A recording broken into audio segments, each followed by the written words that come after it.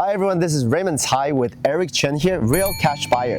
We're gonna do a film today because we just closed a deal together. Yes, thank you so much. I appreciate you. No problem. We're gonna close escrow this week, but let me tell you what this episode is gonna be about. Number one, I'm gonna talk about how I found this listing. Totally beat up with an abatement on the house, meaning the city put a lien on the house. But how do I get it sold without any hassle for my client? At the same time, how does he make money picking up ghetto house like this? Yeah. I checked ghetto house because when I stepped in there, I was like, man, how am I gonna package this house for sale? Luckily, I found the right person. And then how he found another right person for him to make a profit on top of it. So we wanna talk about in real estate, to resell is not the only way to make profit. A lot of time, you can sell something you don't have yet. Exactly. That's called wholesale.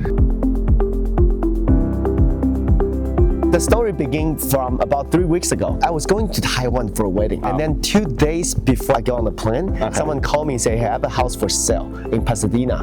The sister passed away, and then the house been here for about 5 years vacant. Wow. They live in Taiwan. They're like, we don't know what to do with the house. Right. So I told them, hey, let me get the keys and take a look. I think I may be able to help. Okay. And I realized, oh my God, it's not gonna be easy. Saw the house. In the meantime, I've been talking to you and a few different potential investors, and you make an irresistible offer to my client, because the offer you make, it's about the same they would net from if I put it on the market. Right. So I put a deal together in what, 3 days? Probably, yeah. Right. And then they're about to close the deal. Yes. Right. This deal was hard. Why? There was a substandard lien on the property, and not only that, because both the sellers were in Taiwan, we had to, or you guys had to do a notary where they didn't actually have to come back to the United States or go to the consulate in order to do that. That took a little bit of time, but I'm glad because your team was able to handle it really well. And there's a few cloud on the title because there was transfer between siblings and then back and forth, and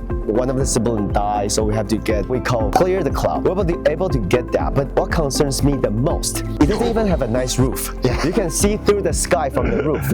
When the bank come, no one's gonna lend the money on this house, so it has to be someone who bought it cash. So real cash buyer. That's why I go up with investor like you. I appreciate like you. Eric, Thank and you. we can help our client in Taiwan. They have no clue what to do with the house. Actually, one of their friends was gonna buy it for 800 something from them, and they were almost. Oh, can I tell you this?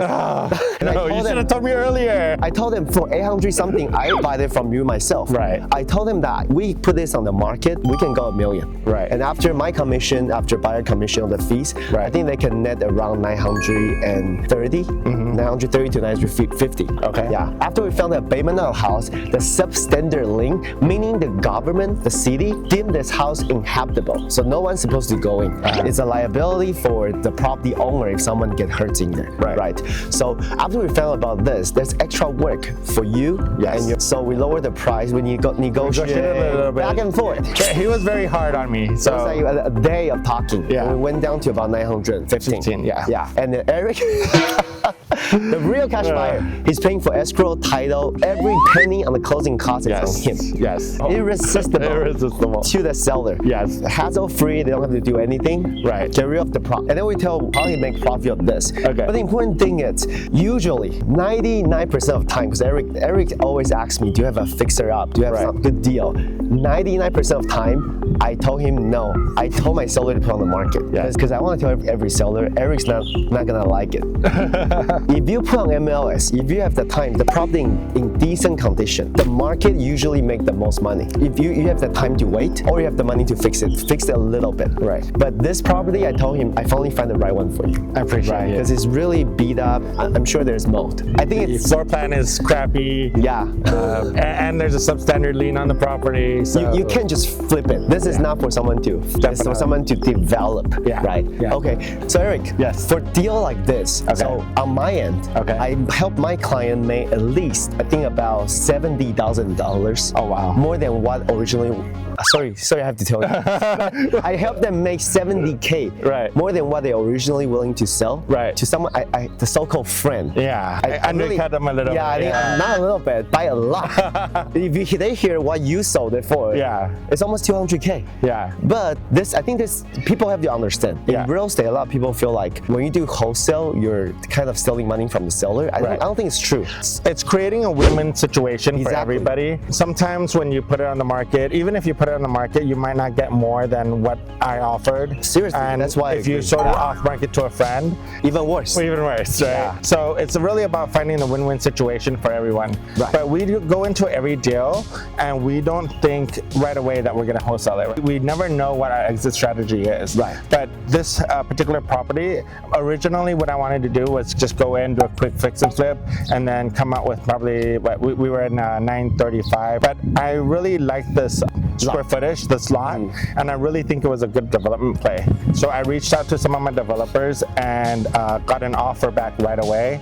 1.05. 1.05. He's Yeah. not willing to say I'll say for it. So here's what Eric was thinking. He was thinking about putting maybe 50K Yeah. and then sell it for 1.05, maybe 1.1, 1.2. make about right there. 100K. Yeah. Now, because he found the developer who's willing to buy it, some people think he's making a lot of money, which I think it's a lot, but the work put in, the connection he built. Yes. For a regular person, sometimes it's really hard to get rid of this house. Right. Actually, I think at the top dollars. Yeah. Remember the friend who was trying to buy it for 150? Yeah. They were almost selling it to them. Yeah. Right. And then that friend has an agent. They were gonna have the seller pay that agent some commissions. So Yeah. it's even worse. A lot of people, they'll say, oh, I'll just sell it to a family friend if I'm going to sell it to an Do investor. not ever sell to you know, after a lot of friends, after they make real estate deals, Yeah. they're not They're friends not anymore. friends And there's a anymore. reason. Yeah. Yeah, like I said, thank you, Raymond, for being the listing agent on this property, trusting us with the process, introducing us to this property. We're going to make sure that we take care of it really well for your seller, Right. and